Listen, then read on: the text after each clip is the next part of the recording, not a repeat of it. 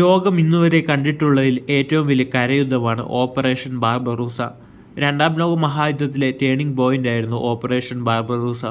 ബ്രിട്ടനുമായുള്ള യുദ്ധത്തിലേറ്റ കനത്ത തിരിച്ചടിക്ക് ശേഷം ജർമ്മനി സോവിയറ്റ് യൂണിയനെ ആക്രമിക്കാൻ മുതിർന്നു. ജർമ്മനിയും സോവിയറ്റ് യൂണിയനും തമ്മിൽ ഒരു അനാക്രമണ സന്ധി ഉണ്ടായിരുന്നു. അതുകൊണ്ട് സ്റ്റാലിൻ ഒരിക്കലും ജർമ്മനി തങ്ങളെ ആക്രമിക്കുമെന്ന് കരുതിയിരുന്നില്ല. എന്നാൽ ഹിറ്റ്ലറുടെ അമിത ആത്മവിശ്വാസം കൊണ്ടുണ്ടായ മണ്ടത്തരമാണ് സോവിയറ്റ് യൂണിയന് നേരെ ആക്രമണം അഴിച്ചുവിടുക എന്നത്.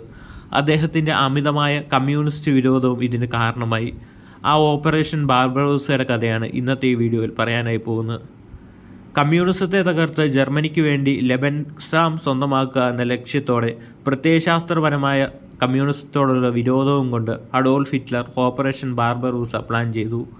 1939 നാസി സോവിയറ്റ് നോൺ അഗ്രഷൻ ഉടമ്പടി ഉണ്ടായിരുന്നിട്ടും ഹിറ്റ്ലർ സോവിയറ്റ് യൂണിയനെ ഒരു ഭീഷണിയായി കാണുകയും അതിനെ വേഗത്തിൽ പരാജയപ്പെടുത്താൻ പദ്ധതിയിടുകയും ചെയ്തു.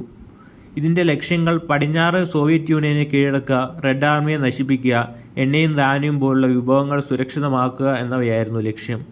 ഏതാനും മാസങ്ങൾക്കുള്ളിൽ മോസ്കോ, ലെനിൻഗ്രാഡ്, കീവ് ഉൾപ്പെടെയുള്ള പ്രധാന നഗരങ്ങൾ പിടിച്ചെടുക്കാൻ ലക്ഷ്യമിട്ടായിരുന്നു ഓപ്പറേഷനും.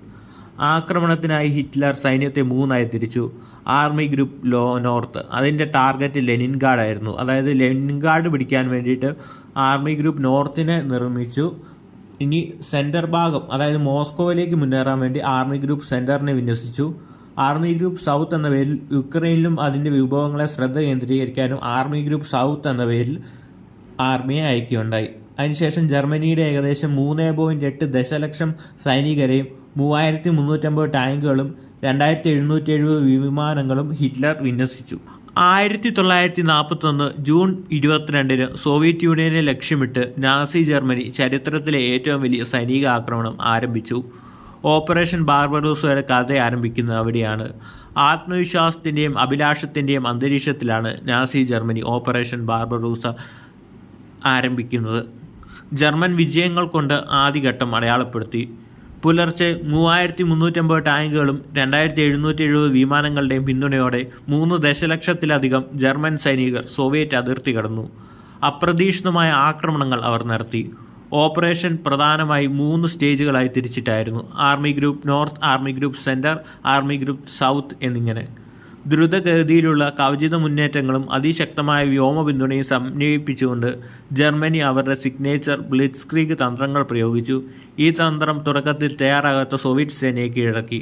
ശക്തമായ എയറിൻ്റെ പിന്തുണ ജർമ്മനിക്കുണ്ടായിരുന്നു. അതായത് ജർമ്മനിയുടെ എയർഫോഴ്സ് വളരെ ശക്തമായിരുന്നു. ലുത്വഫ എന്ന ജർമ്മൻ എയർഫോഴ്സ് കരയിൽ മുന്നേറിക്കൊണ്ടിരുന്ന സൈന്യത്തിന് സഹായം ചെയ്തു നൽകിക്കൊണ്ടിരുന്നു.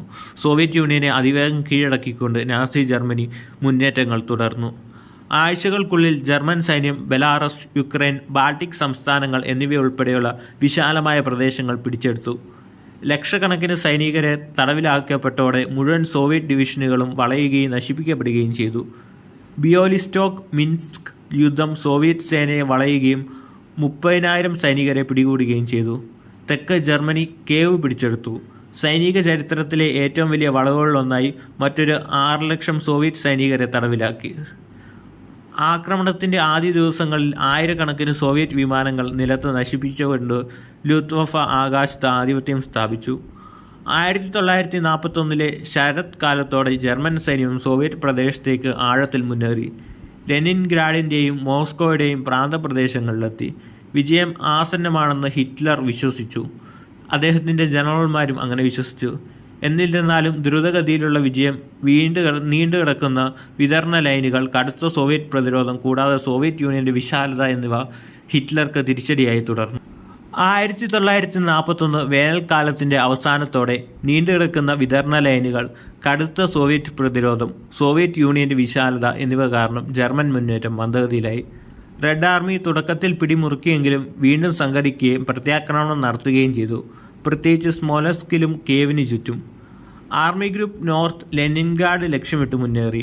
ആർമി ഗ്രൂപ്പ് സൗത്ത് യുക്രൈനിൽ കേന്ദ്രീകരിച്ചു. എന്നാൽ ഇവയെ പിന്തുടർന്ന് മോസ്കോയിലേക്ക് മുന്നേറുന്ന ആർമി ഗ്രൂപ്പ് സെൻട്രലിൽ നിന്ന് ഹിറ്റ്ലർ വിഭവങ്ങൾ തിരിച്ചുവിട്ടു.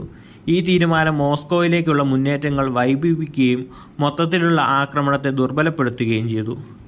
ആർമി ഗ്രൂപ്പ് നോർത്ത് ലെനിൻഗ്രാഡിൻ്റെ പ്രാന്തപ്രദേശങ്ങളിലെത്തി. 1941 സെപ്റ്റംബറോടെ ഏകദേശം 900 ദിവസം നീണ്ടു നിൽക്കുന്ന ഒരു ക്രൂരമായ ഉപരോധം ആരംഭിച്ചു. എന്നിരുന്നാലും നഗരം വീണ്ടില്ല. നീണ്ട ഉപരോധം ജർമ്മൻ വിഭവങ്ങൾ വറ്റിച്ചു. തെക്ക് ജർമ്മൻ സൈന്യം 60,000 സോവിയറ്റ് തടവുകാരെ പിടികൂടി കീവ് വളയുകയും പിടിച്ചെടുക്കുകയും ചെയ്തുകൊണ്ട് ഒരു വലിയ വിജയം നേടി. ഈ വിജയം ഉണ്ടായിരുന്നിട്ടും മോസ്കോയിലേക്കുള്ള മുന്നേറാനുള്ള കാലതാമസം ചെലവേറിയതായി തെളിഞ്ഞു. 1941 ഒക്ടോബറിൽ ജർമ്മൻകാർ മോസ്കോ പിടിച്ചെടുക്കാനുള്ള അവസാന നീക്കമായ ഓപ്പറേഷൻ ടൈഫൂൺ ആരംഭിച്ചു. തുടക്കത്തിൽ അവർ ഗണ്യമായ നേട്ടങ്ങളുണ്ടാക്കി. സോവിയറ്റ് സേനയെ വളയുകയും നഗരത്തോട് അടുത്ത് മുന്നേറുകയും ചെയ്തു. അങ്ങനെ സോവിയറ്റ് യൂണിയൻ പിടിച്ചെടുക്കാനുള്ള ഹിറ്റ്ലറുടെ തന്ത്രങ്ങൾ ഒരു പരിധിവരെ വിജയിച്ചു വരികയായിരുന്നു. മോസ്കോയുടെ 25 കിലോമീറ്റർ അകലെ വരെ നാസി പട എത്തുകയും ചെയ്തു. പക്ഷേ അവിടെയാണ് കഥ മാറുന്നത്. അവിടെ കാലാവസ്ഥ തിരിച്ചടിക്കുകയാണ്. സോവിയറ്റ് യൂണിയനിൽ ശക്തമായ രീതിയിൽ തണുത്ത കാലാവസ്ഥ വരികയാണ്. -40°C വരെ താഴ്ന്ന അതിശക്തമായ താപനില അവിടെ അനുഭവപ്പെടാൻ തുടങ്ങി. ജർമ്മൻ സൈന്യം താപനിലയുമായി പൊരുത്തപ്പെടാൻ സജ്ജരായിരുന്നില്ല. അവരുടെ കയ്യിൽ കമ്പിളി വസ്ത്രങ്ങളും ഉണ്ടായിരുന്നില്ല. പട്ടാളക്കാർക്ക് ശൈത്യകാല വസ്ത്രങ്ങൾ ഇല്ലായിരുന്നു. മരവിപ്പിക്കുന്ന അവസ്ഥ കാരണം വാഹനങ്ങളും ആയുധങ്ങളും തകരാറിലായി. നാസി ജർമ്മനിയുടെ ആയുധങ്ങളും പടക്കോപ്പുകളും ടാങ്കുകളും എല്ലാം പ്രവർത്തനരഹിതമായി. പെട്രോൾ പോലും ഐസാവുന്ന രീതിയിലുള്ള തണുപ്പായിരുന്നു അവിടെ ഉണ്ടായിരുന്നത്.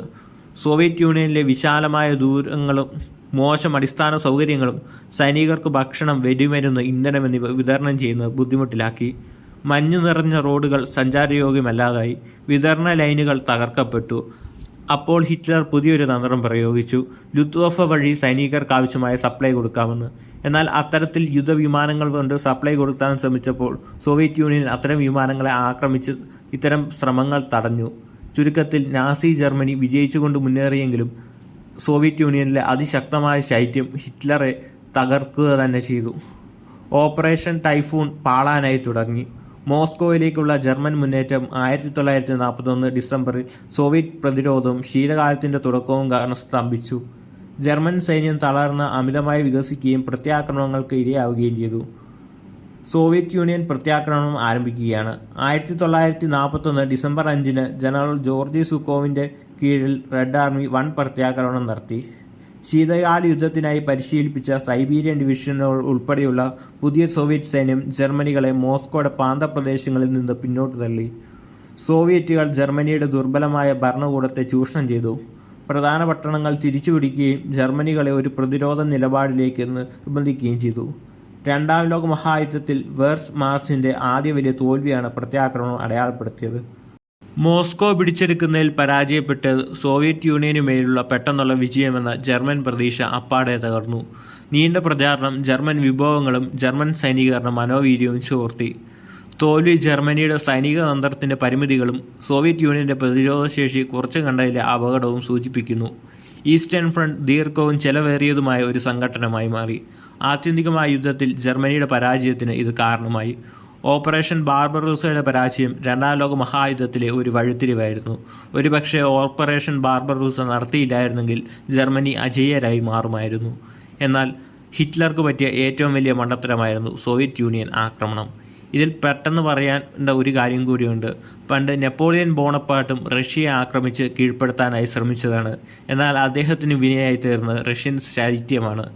ചരിത്രത്തിൽ നിന്ന് ഹിറ്റ്ലർ പഠിച്ചിരുന്നെങ്കിൽ ഒരിക്കലും അദ്ദേഹം റഷ്യയെ ആക്രമിക്കാനുള്ള മണ്ടത്തരം കാണിക്കുകയില്ലായിരുന്നു.